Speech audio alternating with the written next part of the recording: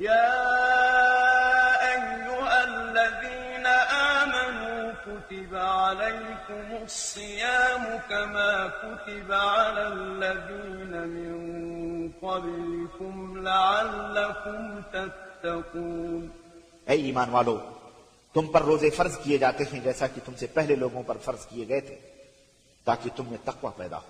أياما معدودات فمن كان منكم مريضا أو على سفر فعدة من أيام أخر وعلى الذين يطيقونه فدية طعام مسكين فمن تطوع خيرا فهو خير له وأن تصوموا خير لكم إن كنتم تعلمون. یہ روزے چند گنتی کے دن ہیں، پھر تم میں سے جو کوئی بیمار ہو یا سفر پر ہو تو دوسرے دنوں سے گنتی پوری کر لے، اور جو لوگ روزہ رکھنے کی طاقت رکھتے ہوں مگر نہ رکھیں تو اس کا فدیہ ایک مسکین کا کھانا ہے، اور جو شخص اپنی خوشی سے زیادہ بھلائی کرے تو یہ اس کے لیے بہتر ہے، اور اگر تم روزے رکھو تو یہ تمہارے لیے بہتر ہے اگر تم سمجھو. كل عمل ابن آدم يضاعف الحسنة 10 أمثالها إلى 700 ضعف. قال الله عز وجل إلا الصوم فإنه لي وأنا أجزي به يدعو شهوته وطعامه من أجلي للصائم فرحتان فرحة عند فطره وفرحة عند لقاء ربه ولا خلوف فم فيه أطيب عند الله من ريح المسك. یہ ایک حدیث ہے جو صحیح بخاری اور صحیح مسلم سے مؤلف نے نقل کیا ہے، اور اس کا عنوان رکھا ہے روزہ کے بعد فضائل. دیکھیے، ایک چیز ہمارے ذہن میں رہنا چاہیے کہ نبی کریم صلی اللہ علیہ وسلم کی ایک صفت ہے بشیر و نذیر. وما ارسلناک الا کافۃ للناس بشیرا و نذیرا. ہم نے آپ کو تمام لوگوں کے لیے بشیر اور نذیر بنا کر کے بھیجا ہے. بشیر کے معنی کیا ہوتا ہے؟ خوشخبری دینے والا. خوشخبری کس پر دی جاتی ہے؟ کسی اچھی چیز پر، کسی فائدے کے حاصل ہونے پر، کسی کو کوئی نفع بخش سود مند چیز مل رہی ہے تو اس پر انسان کو خوشخبری دی جاتی ہے. اور نذیر کے معنی کیا ہے؟ ڈرانا. ڈرایا کس سے جاتا ہے؟ انسان کو کسی ایسی چیز کے لاحق ہونے کا خطرہ ہے جو اس کے لیے مضر اور نقصان دہ ثابت ہو تو اس سے ڈرایا جاتا ہے. تو اللہ تبارک و تعالی نے اپنے فضل و کرم سے ہمیں عبادات کا حکم دیا ہے. کچھ چیزوں کا حکم واجبی طور پر ہے، کچھ چیزوں کا حکم نفل اور استحباب کے طور پر ہے. اور ہر چیز جس کا اللہ نے حکم دیا ہے اپنے فضل و کرم سے اس کے بہت سے فضائل بیان کیے ہیں کہ آپ ایسا کریں گے تو آپ کو یہ ملنے والا ہے، آپ ایسا کریں گے یہ ملنے والا ہے، آپ کو ایسا کریں گے تو یہ ملنے والا ہے.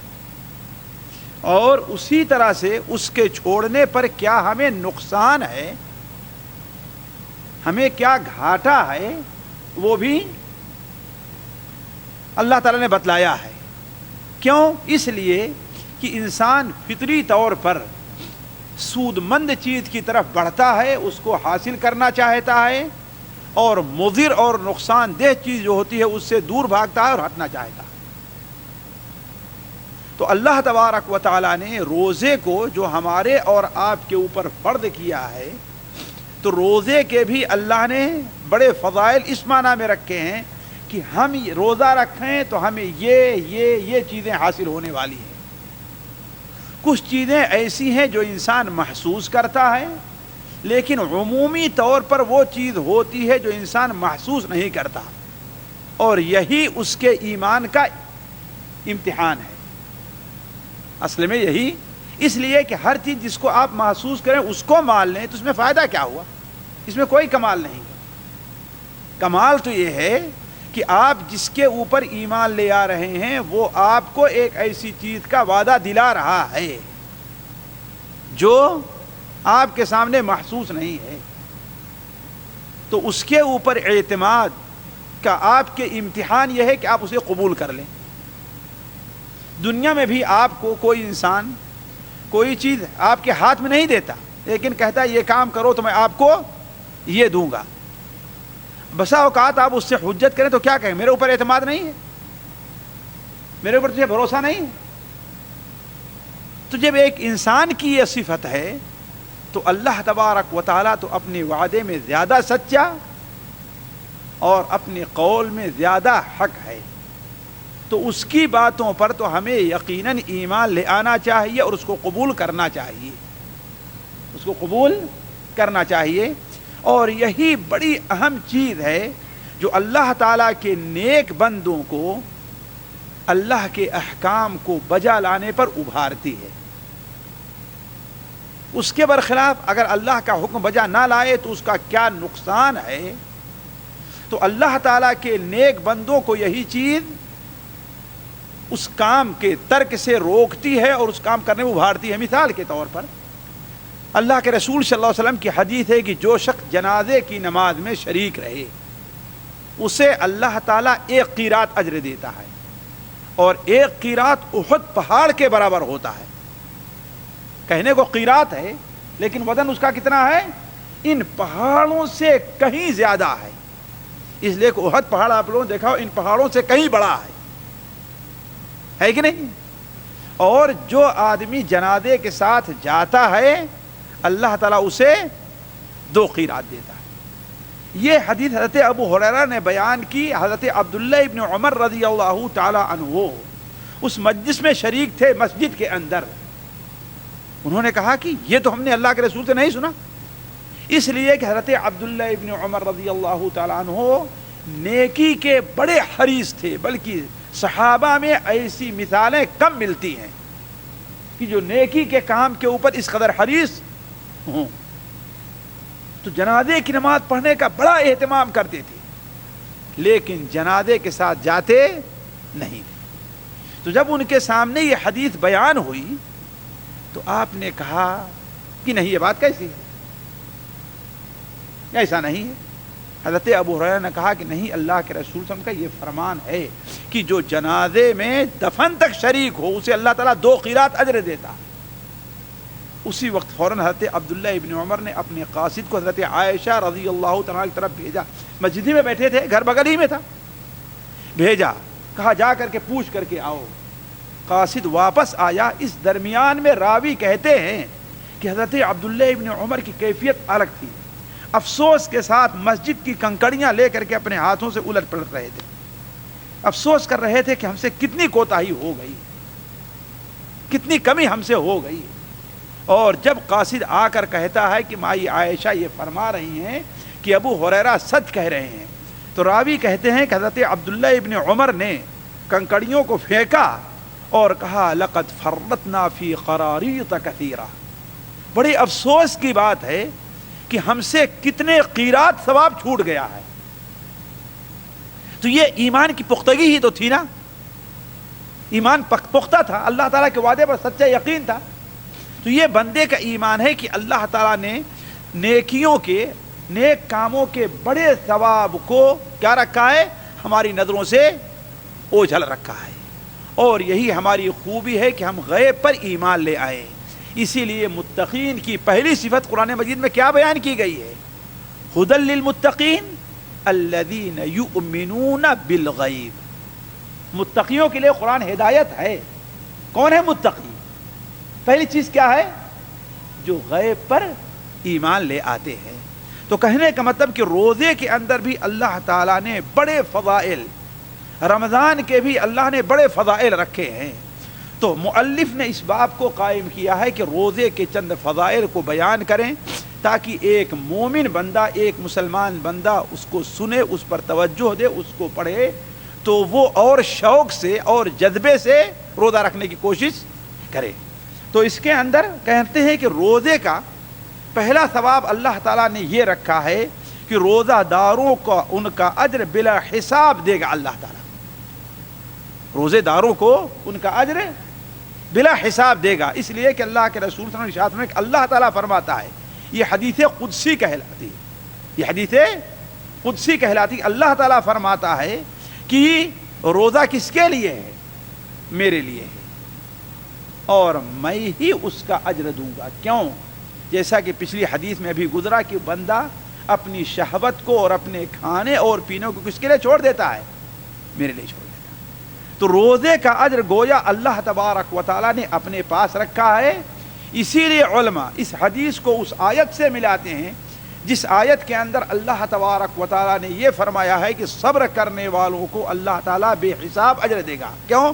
اس لیے کہ روزہ صبر کی ایک شکل ہے، بلکہ روزے کے اندر صبر کی تینوں قسمیں جمع ہو جاتی ہیں کہ اللہ تعالیٰ کے احکام کو بجا لا کر کے اس پر صبر کرنا، اللہ تعالیٰ کے نافرمانی کے کام سے رک کر کے اس پر صبر کرنا، اور اللہ تبارک و تعالیٰ کی عام احکام کو بجا لانے میں کوئی تکلیف اور پریشانی لاحق ہو تو اس کے اوپر صبر کیا جائے.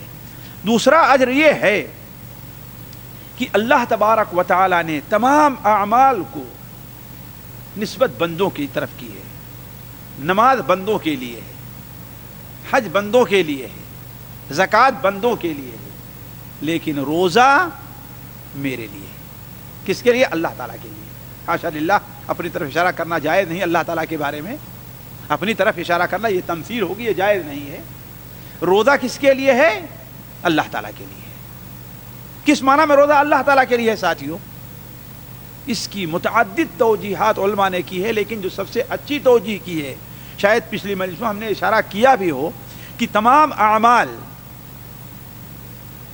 کے اجر جو ہیں قیامت کے دن بندوں کی اپنی غلطی کے عوض دوسروں کو دیے جا سکتے ہیں. نماز کا اجر دوسروں کو مل جائے گا، کیوں؟ آپ نے ان کے اوپر ظلم کیا ہوگا. زکوٰۃ کا اجر مل جائے گا، آپ نے ان کا مال کھایا ہوگا. حج کا ثواب مل جائے گا، آپ نے ان کے اوپر ظلم کیا ہوگا. لیکن روزہ ایسا ثواب ہے کہ اس کا اجر کوئی دوسرا نہیں لے پائے. کوئی دوسرا تو ہو سکتا ہے کہ انسان سے بڑی کوتاہیاں ہوتی رہیں، لیکن اگر بکثرت اور اخلاص کے ساتھ انسان روزے کا اہتمام کرتا ہے تو اللہ تبارک و تعالیٰ اسے ایسے جگہ پوشیدہ رکھے کہ بندوں میں سے کوئی اس کے اجر اس کو ثواب کو نہ لے سکے. تیسرا اجر جو بیان کیا اللہ کے رسول صلی اللہ علیہ وسلم نے، اور اس پر ہمیں اور آپ کو اپنی عادت بنانی چاہیے، کہ روزے دار کی خوشی کے دو موقع ہیں. روزے دار کی خوشی کے دو موقع ہیں. ایک موقع تو وہ ہے کہ جب وہ روزہ افطار کر لیتا ہے. یہ روزہ افطار کرنا یومیہ بھی ہو سکتا ہے اور مہینے کے آخر میں بھی ہو سکتا ہے. ہم عید کے دن ہماری خوشی بالکل بچوں کی خوشی ہے. ہم خوش کیوں ہوتے ہیں کہ آج ہمیں روزے سے فرصت مل گئی؟ ہم خوش کیوں ہوتے ہیں کہ سیوئی کھانے کو، مٹھائیاں کھانے کو ملے گی؟ ہم خوش اس لیے ہوتے ہیں کہ ہمیں 2 دن 3 دن کی چھٹی مل جائے گی. یہ خوشی بالکل بچکانہ ہے ساتھیوں. جیسے بچوں کی خوشی ہوتی ہے کہ عید کے دن انہیں پیسے ملیں گے، نیا کپڑا ملے گا، یہ بالکل خوشی ہے. اگر یہ خوشی ہماری ہے تو اللہ کی قسم ہم بچے ہیں. اصل خوشی ایک مسلمان کی یہ ہونی چاہیے کہ اللہ تبارک و تعالیٰ نے اس کے اوپر ایک ذمہ داری جو رکھی تھی، اس ذمہ داری کو اس نے اچھے طور پر ادا کر دیا ہے. اچھے طور پر ادا کر دیا اور اس ذات کے لیے ادا کیا ہے جس ذات کا ہاتھ کھلا ہوا ہے. سخاوت کرتے کرتے اس کے ہاتھ سے کوئی کمی واقع نہیں ہوتی.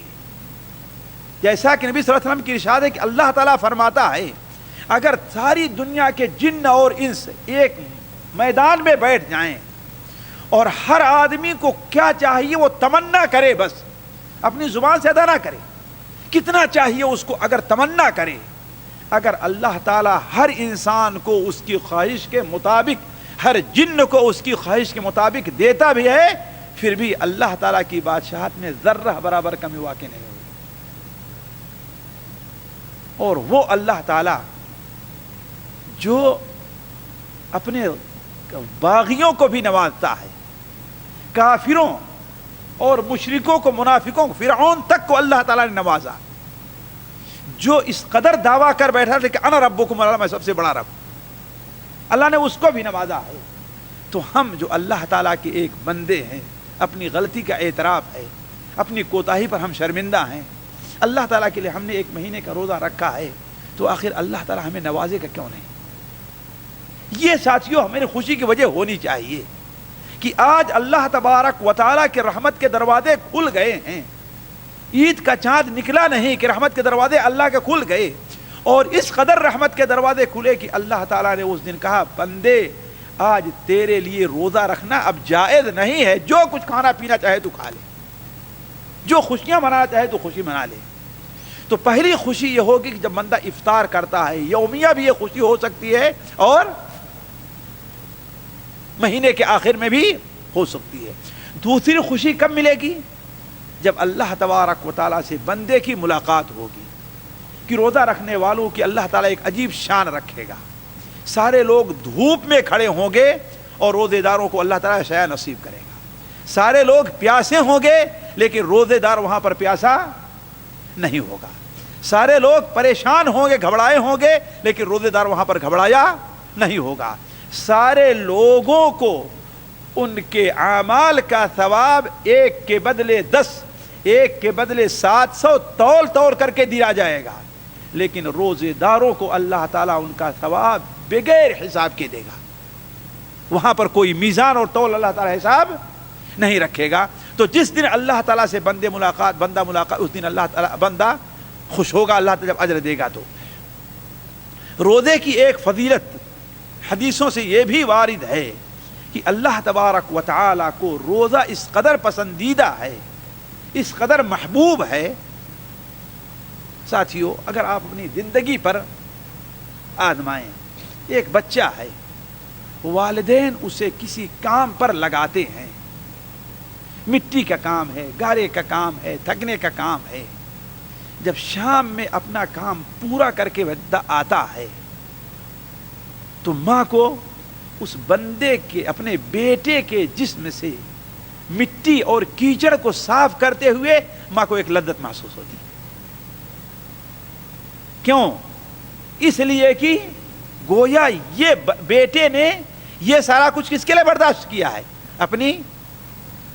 تو ساتھیوں آپ کا کیا خیال ارحم الراحمین کے بارے میں ہے؟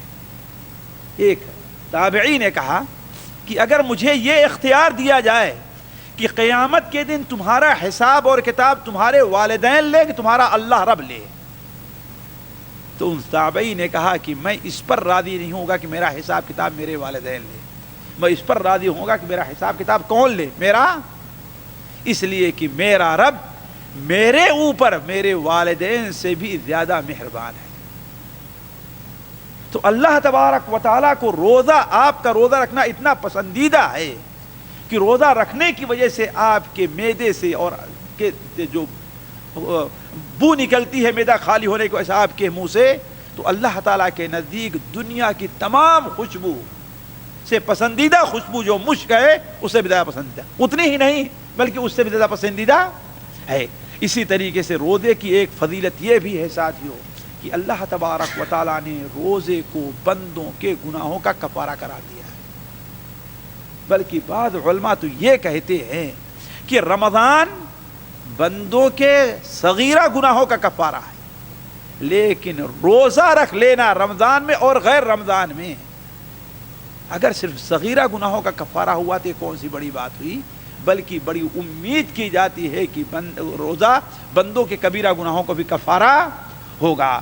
اسی طریقے سے ساتھیوں اللہ تعالیٰ نے روزے کی بڑی فضیلت رکھی ہے، روزے کو اللہ تبارک و تعالیٰ نے ڈھال قرار دیا ہے۔ کس سے ڈھال؟ جس طریقے سے انسان کے پاس ڈھال ہو تو دشمن کے وار سے بچ جاتا ہے، ایسے ہی اگر آپ روزہ رکھیں تو شیطان ملعون کے وار سے آپ بچ سکتے ہیں۔ جہنم اور آپ کے درمیان گویا ایک آڑ قائم ہو سکتی ہے۔ گناہوں جو اللہ تعالیٰ کی ناراضگی کا سبب ہے بندے کے درمیان اور گناہوں کے درمیان روزہ کیا ہے؟ ڈھال ہے۔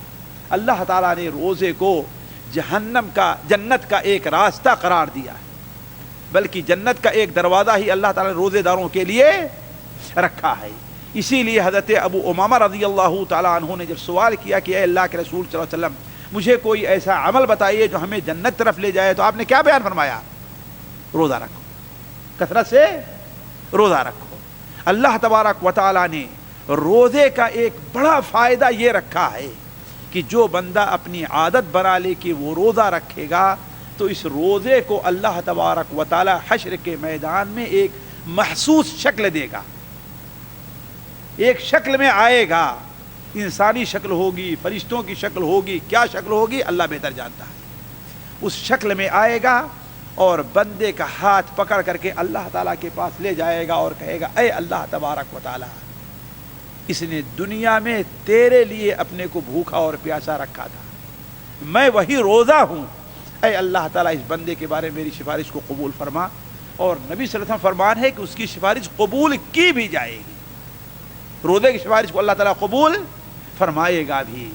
اور ساتھیوں روزے کی تو بڑے فضائل ہیں، میں تمام فضائل کا ذکر نہیں کرنا چاہتا وقت کے اختصار سے۔